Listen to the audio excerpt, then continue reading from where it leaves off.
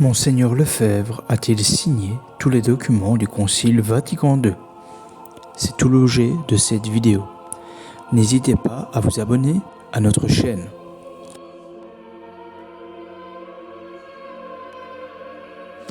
Nous avons décidé de faire cette vidéo suite à la lecture de cet article du journal belge La Libre Belgique.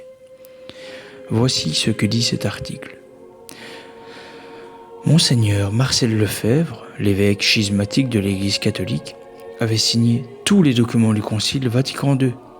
Contrairement à ce que ses fidèles ont toujours prétendu, il avait donc marqué son accord pour le renouveau de l'Église, et notamment pour son ouverture au monde et aux autres religions. C'est ce que vient de révéler l'hebdomadaire italien Panorama dans son dernier numéro. Il semble donc que la rumeur selon laquelle Monseigneur Lefebvre aurait signé tous les documents conciliaires ressurgit. En effet, le blog Archidiacre a suivi le mouvement en traduisant un article du père Brian Harrison. Cet article est intitulé « Marcel Lefebvre, signataire de Dignitatis Humanae ». Après renseignement pris, ces rumeurs ne sont pas nouvelles. Monseigneur Lefebvre a même pu s'en défendre de son vivant. En effet, en novembre 1990, le père de Blinière affirma qu'il avait la preuve que Monseigneur Lefebvre aurait signé tous les documents du Concile. Nous allons donc étudier la question.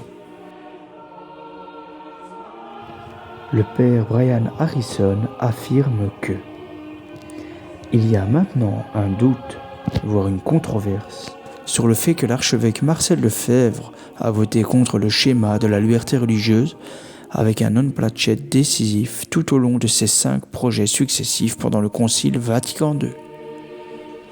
Lors de certaines séances de vote, il était possible de voter entre oui et non, à savoir le placet iuxta modum, qui signifiait l'approbation à la condition de demander des amendements. Mais Monseigneur Lefebvre n'a jamais eu recours à cette option. Ainsi, lors du vote final, au matin du 7 décembre, où les pères ont dû choisir entre une simple approbation ou désapprobation du dernier projet, il a été l'un des 70, environ 3% du total, qui ont voté contre le schéma. Néanmoins, lorsque le souverain pontife lui-même a signé la déclaration controversée 1 heure plus tard, le prélat traditionnaliste français a suivi le mouvement. En effet, la signature de Monseigneur Lefebvre apparaît dans ce document dans les archives du Concile sous l'intitulé de 6 documents conciliaires, dont celui concernant la liberté religieuse.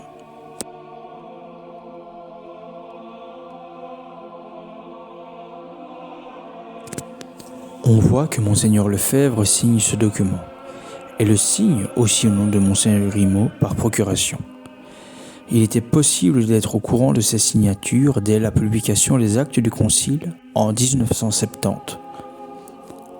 En effet, dans le 4e volume des Acta Synodalia, on peut y voir la page 809 que Monseigneur Lefebvre a signée.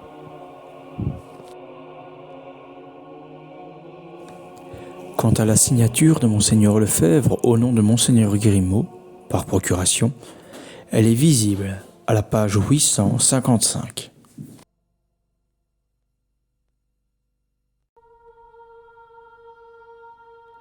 À première vue, il semble donc que Monseigneur Lefebvre ait voté et signé le texte de la liberté religieuse. Pourtant, Monseigneur Lefebvre a affirmé maintes fois le contraire. En effet, dès 1978, 13 ans après le Concile, Monseigneur Lefebvre tiendra une interview aux États-Unis où il affirme avoir refusé de signer 2 textes conciliaires.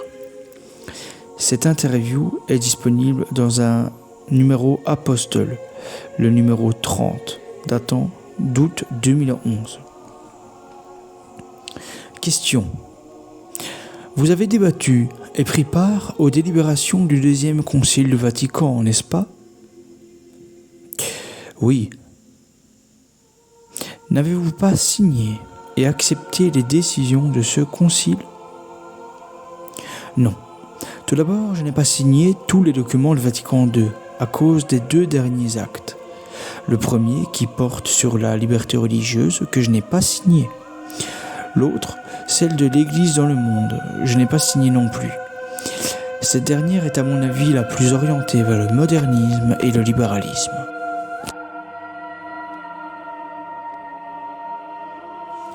Il confirmera cela dans son livre « Ils l'ont découronné ».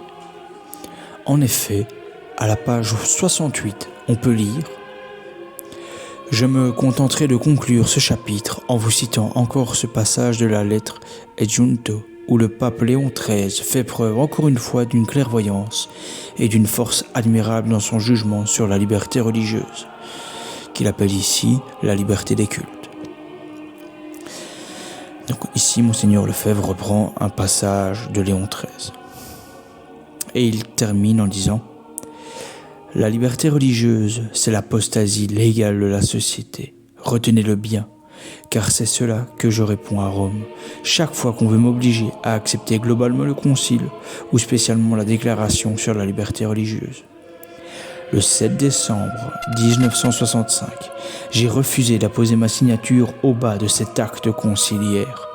Et 20 ans plus tard, mes raisons de refuser toujours cette signature n'ont fait que croître. On ne signe pas une apostasie.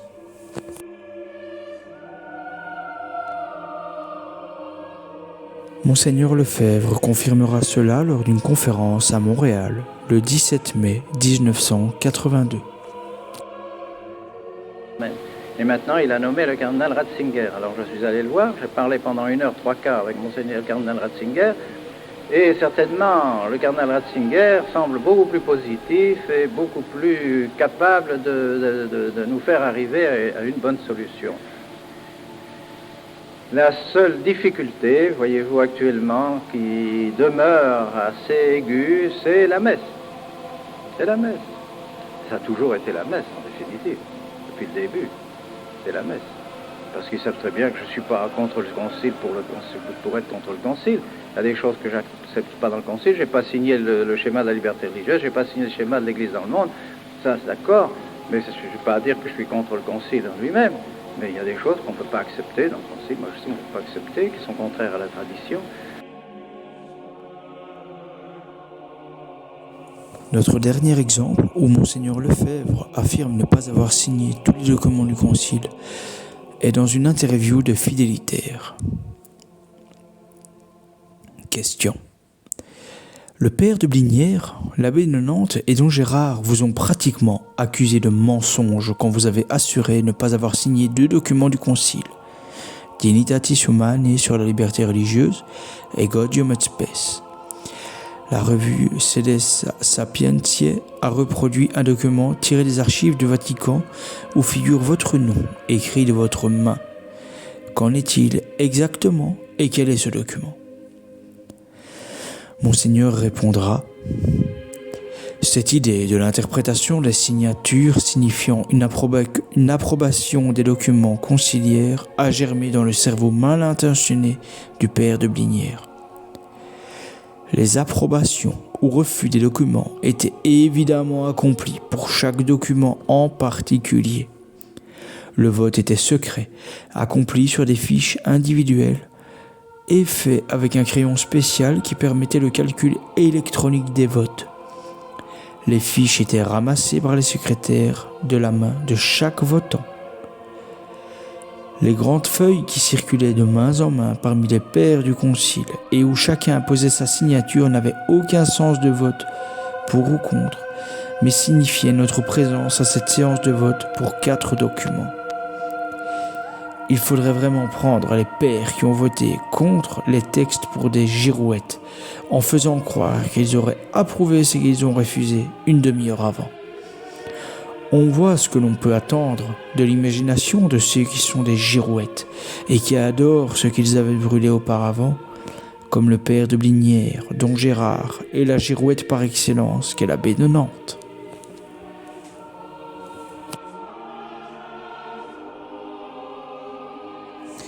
Que devons-nous croire ? Nous allons donc nous poser 3 questions.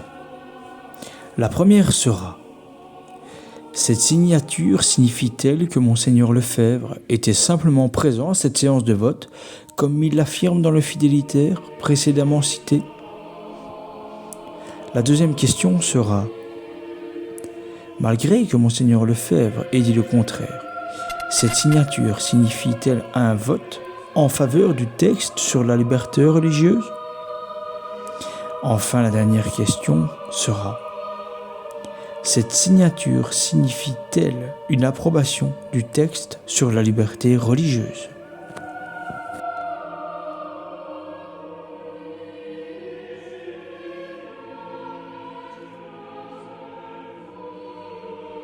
Répétons la première question. Cette signature signifie-t-elle que Monseigneur Lefebvre était simplement présent à cette séance de vote, comme il l'affirme dans le fidélitaire précédemment cité? Réponse. Nous pensons que sur ce point, la mémoire de Monseigneur Lefebvre lui fait défaut. Pourquoi pensons-nous que cette signature ne peut pas être une simple preuve de présence lors de la séance de vote?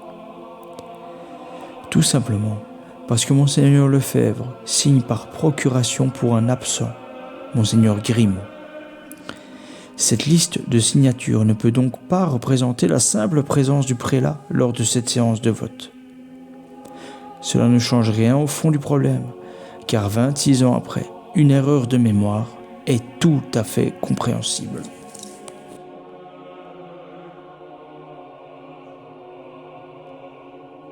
Répétons la seconde question. Malgré que Monseigneur Lefebvre ait dit le contraire, cette signature signifie-t-elle un vote en faveur du texte sur la liberté religieuse? Réponse. Nous ne pensons pas que cette signature est la preuve du vote de Monseigneur Lefebvre en faveur du texte sur la liberté religieuse. En effet, voici plusieurs arguments allant contre cette thèse. Premier argument. Sur la feuille des archives du Vatican, on voit que Monseigneur Lefebvre appose sa signature sous l'intitulé de 6 textes conciliaires. Ce serait manquer de bon sens que de croire que les pères conciliaires devaient approuver ou désapprouver plusieurs textes en bloc. Car dans cette hypothèse, comment approuver ou signer une seule partie des textes et désapprouver les autres? Cela serait rendu impossible. C'est donc ridicule.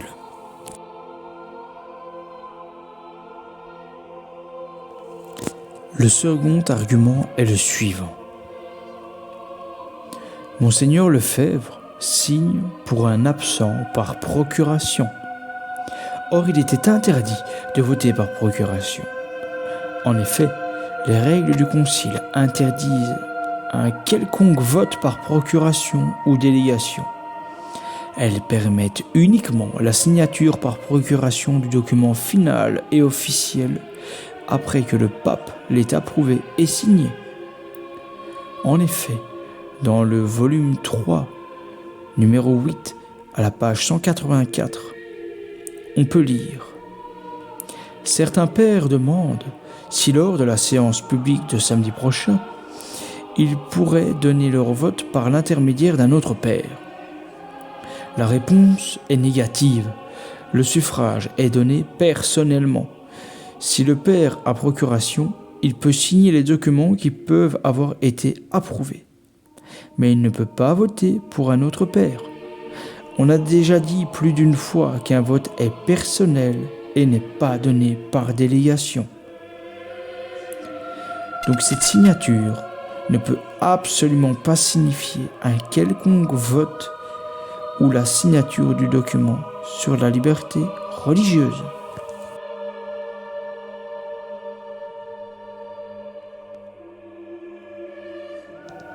La troisième question est la suivante.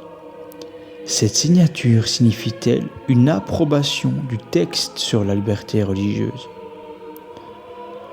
Réponse.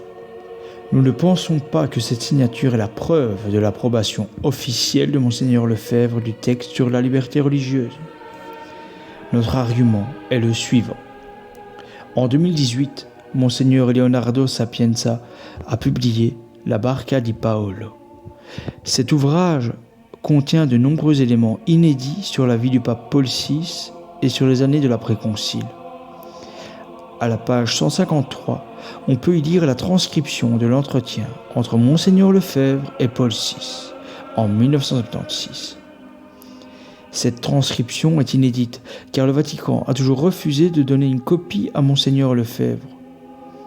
Dans cette transcription, on peut y lire que Paul VI reproche à Monseigneur Lefebvre de ne pas adhérer à tous les documents du Concile.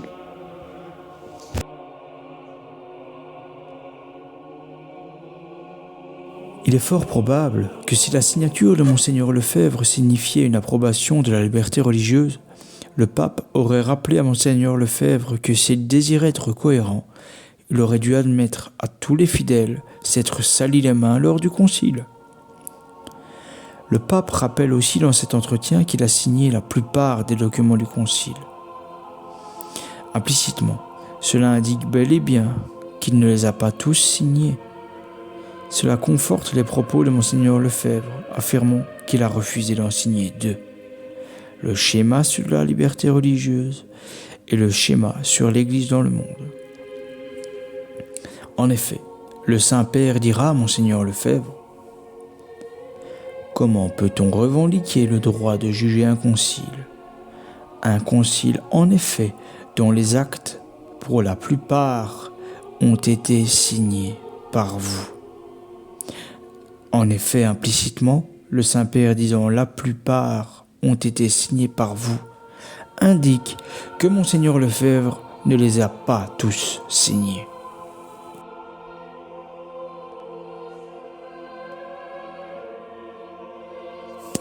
Nous nous poserons quelques objections. La première est la suivante. Dans les propos de Monseigneur Lefebvre qui sont relatés, il parle du fait qu'il n'a pas signé de document conciliaire. Or, vous nous expliquez que la signature évoquée par le père de Blinière n'est en rien la signature du décret sur la liberté religieuse. Mais alors se pose la question suivante. À quel moment les pères conciliaires avaient-ils l'occasion de signer ce document en tant que tel et indépendamment? Notre réponse est la suivante. Entre le vote concernant un document et sa possible promulgation, les pères conciliaires avaient la possibilité de signer le document en question. Par exemple, dans le volume 2, numéro 6 des Actes du Concile, on peut lire à la page 408. Il est demandé de récupérer les bulletins de vote. Les 3 sous-secrétaires et les scrutateurs sont également priés de se présenter au centre mécanographique afin d'appliquer les opérations de vérification des votes. Après que ce vote aura été fait, les pairs se verront distribuer les papiers auxquels ils désirent signer la Constitution. La signature, comme il est d'usage, est égaux, plus le nom, le prénom et le titre placés devant une croix si le signataire est évêque. Merci. Ces listes de signatures ne sont pas reprises dans les Acta Synodalia. Il est donc impossible à quiconque d'affirmer que Monseigneur Lefebvre a signé le document sur la liberté religieuse.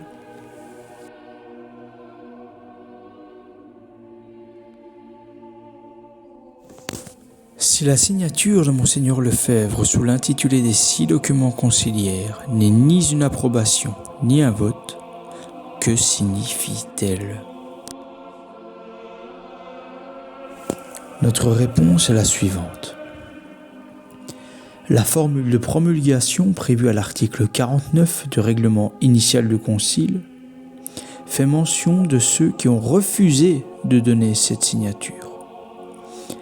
Le pape promulgue les décrets qui ont été lus aux pairs et approuvés par eux, tot numeros exceptis, à l'exception de tel nombre.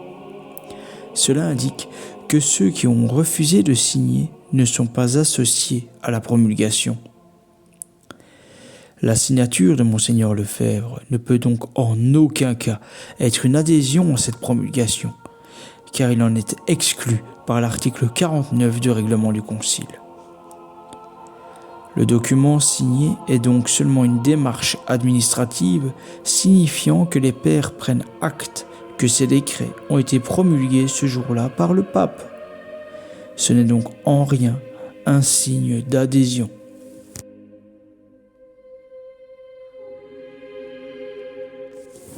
Nous espérons par cette vidéo laver l'honneur de Monseigneur Lefebvre, sali par des balançoires passant du sédévacantisme au ralliement aux nouveautés conciliaires.